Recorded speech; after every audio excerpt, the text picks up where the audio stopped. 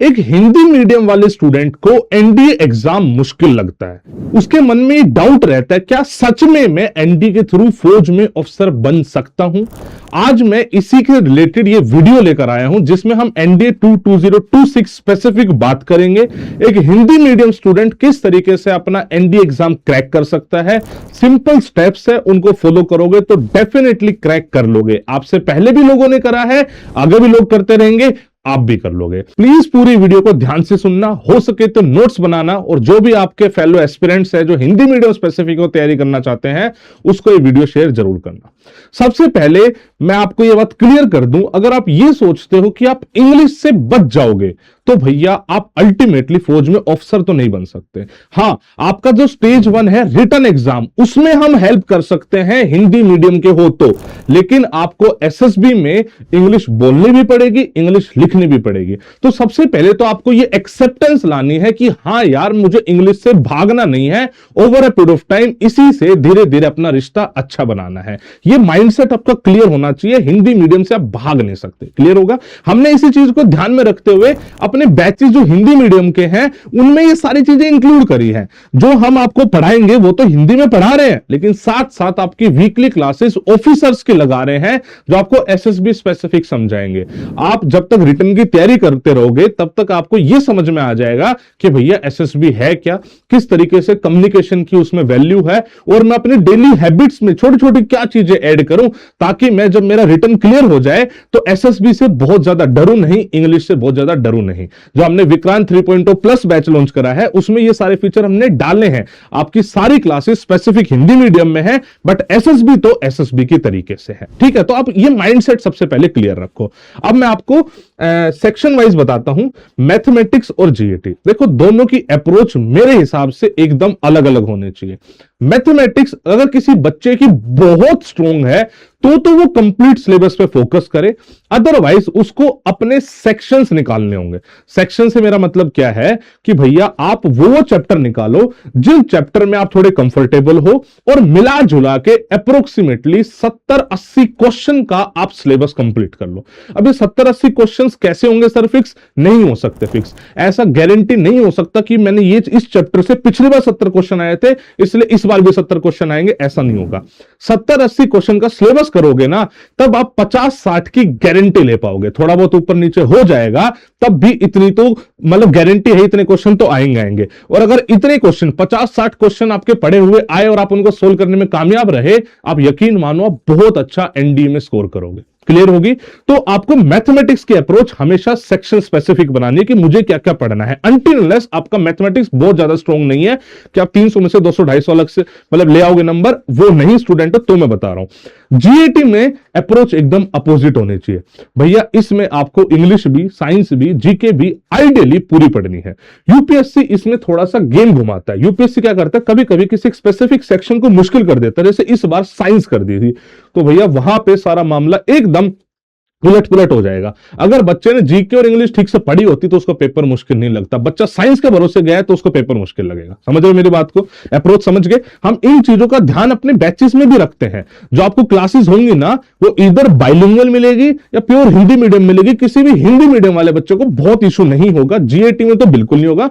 Mathematics में 2 teacher लगा रखे हैं, एक तो प्योर हिंदी में पढ़ाते हैं, एक बाइलिंगुअल पढ़ाते हैं, ताकि किसी को कोई इशू ना हो। राइट, तो मैं वही चीजें ही यहां पे आपको बताने वाला हूं। देखो, ये मैंने हिंदी में सारी चीजें लिखी हैं ताकि आपको इन सब चीजों का अंदाजा हो सके। अगर मैं मतलब मैथ्स की बात करूं, मैं अपने हिसाब से बोल रहा हूं, आप अपने हिसाब से अलग चैप्टर चूज कर सकते हो। मैंने अपने एक्सपीरियंस के हिसाब से कुछ चैप्टर्स यहां पे डालने हैं। अगर आप इन चैप्टर को करोगे तो जो मैं आपको टारगेट दे रहा हूं वो स्कोर आप अचीव कर पाओगे।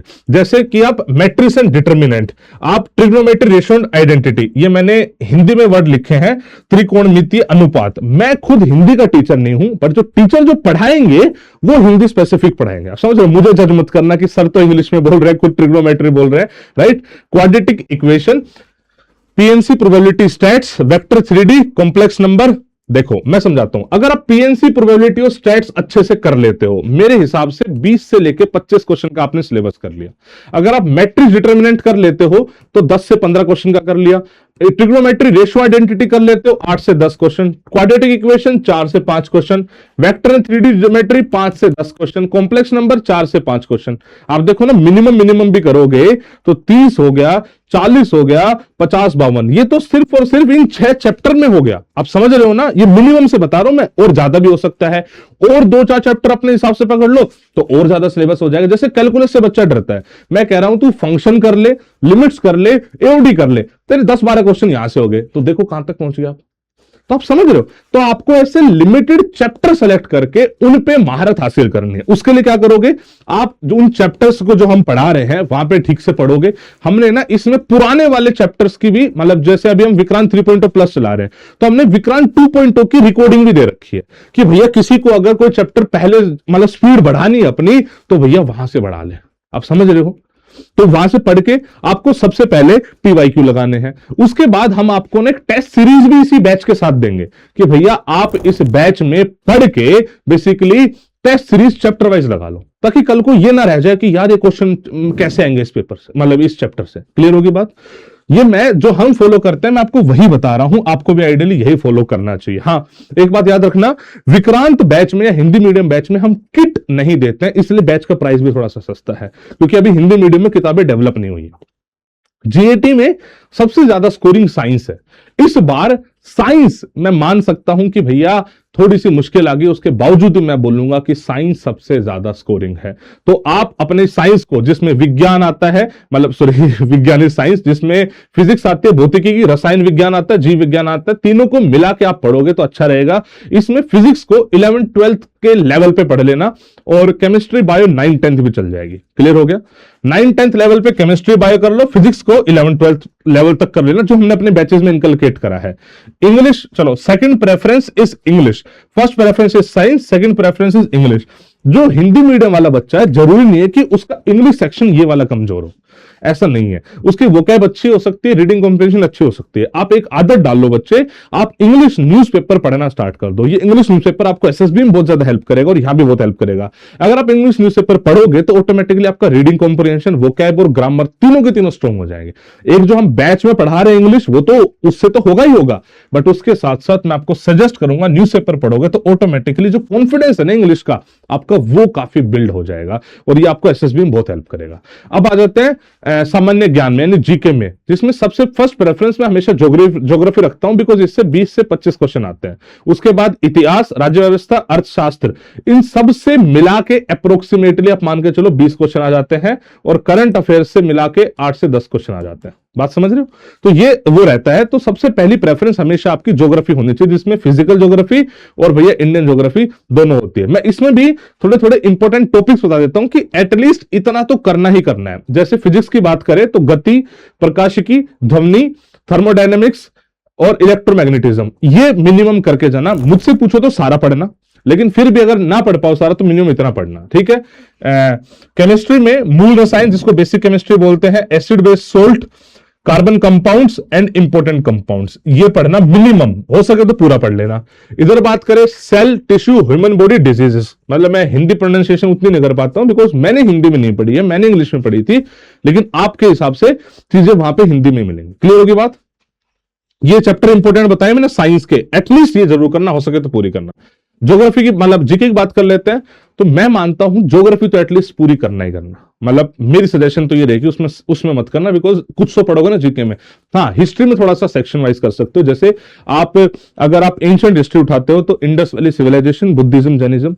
मेडिवल में आते हो Bhakti Sufi movement, travellers, Vijayanagara empire, freedom struggle, modern history की, पार्टीशन, 1857 का रिवोल्ट, ये आपको पढ़ना पड़ेगा। अगर आप वर्ल्ड हिस्ट्री पढ़ सकते हो तो भैया आपको पढ़ना पड़ेगा American revolution, French revolution, Russian revolution and industrial revolution, ये आपको पढ़ना पड़ेगा। हिस्ट्री स्पेसिफिक मैंने बता दी, ठीक है।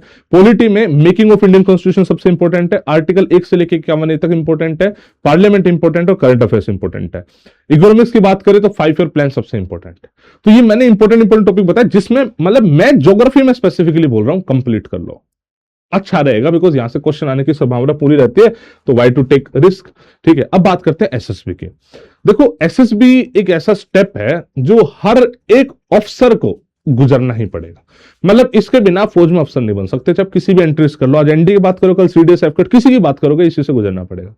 तो एसएसबी के लिए मैं ये नहीं कर रहा कि आज बिल्कुल सब कुछ कर लो। जो हम अपने बैच में पढ़ा रहे हैं उसमें क्या होता है कि वीक में 2 दिन आपकी क्लासेस दे रहे हैं, ठीक है, वो आप लेके बेसिक एसएसबी समझ सकते हो। आपको ये समझ में आएगा कि एसएसबी के लिए आपको कम्युनिकेशन स्किल डेवलप करनी पड़ेगी, बिकॉज ग्रुप डिस्कशन करना है वहां पे, तो ऑटोमेटिकली कम्युनिकेशन स्किल होनी चाहिए। हो सके तो अपने आसपास कोई माहौल बना लो ग्रुप डिस्कशन में, बहुत अच्छा। ना हो पाए तो बेसिक कम्युनिकेशन स्किल डेवलप करो, मतलब मिरर टॉकिंग स्टार्ट करो, अपने आप को इंट्रोड्यूस करना स्टार्ट करो, किसी टॉपिक को पढ़ के उसके बारे में बोलना स्टार्ट करो। एसएसबी क्लासेस में हम बताएंगे। न्यूज़पेपर रीडिंग मैंने बताया, पढ़ना है, जहां पे मौका मिले वहां पे लीडरशिप स्किल्स को डेवलप करने की कोशिश करो। अगर आप स्कूल में हो, कॉलेज में हो, कहीं भी हो, जहां मौका मिले वहां बोलो, टेक लीडरशिप स्टेप्स। जहां मौका मिले कोशिश करो कि भैया आप लोगों के बारे में सोचो, आप थोड़ा सा ऐसा माहौल बनाओ कि आसपास लोग आपसे इंग्लिश में बात करना चाहे। ये सब स्किल्स है बच्चों, डेवलप होंगे, ठीक है। इसके अलावा फिजिकल फिटनेस पे रोज थोड़ा थोड़ा काम कर लो। वैसे तो मुझे ऐसा लगता है मोस्टली गांव का जुड़ा हुआ बच्चा होता है हिंदी मीडियम का, तो उसकी फिजिकल फिटनेस ठीक ठाक ही होगी, बट स्टिल फिर भी हो सके तो रोज थोड़ा सा टाइम दे दो। एक डिसिप्लिन बना रहता है, एक पॉजिटिव एनर्जी रहती है। मैं उम्मीद करता हूं कि मैंने हिंदी मीडियम वाले स्टूडेंट्स के हिसाब से सारी चीजें कवर करी हैं। कोई डाउट है, कोई परेशानी है, मुझे कमेंट सेक्शन में बताइएगा। मैं ट्राई करूंगा आपको मतलब उससे रिगार्डिंग हेल्प करने की, ठीक है। बैचेस सारे अवेलेबल है, कोई डाउट हो, कोई परेशानी हो तो आप प्लीज नंबर पर बातचीत करके उसको रिजोल्व करो। I wish you all the best बच्चे। जय हिंद, जय भारत।